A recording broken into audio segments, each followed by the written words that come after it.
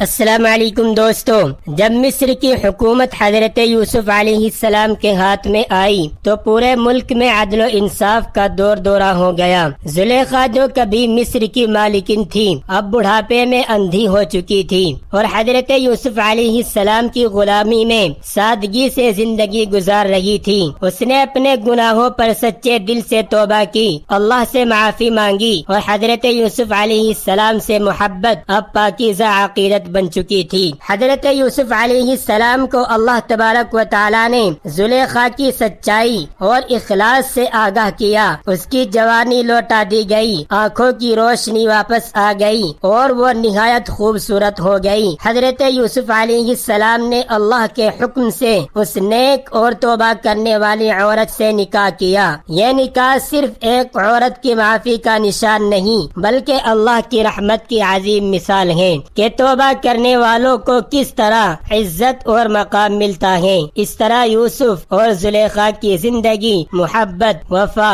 اور ایمان کا روشن باب بن گئی۔ دوستو، اسلامک معلومات حاصل کرنے کے لیے ہمارے چینل کو سبسکرائب کر لیں اور یہ واقعہ پورا سننے کے لیے لنک ڈسکرپشن میں دیا گیا ہے، وہاں جا کر کلک کیجیے اور پورا واقعہ ضرور سنیے۔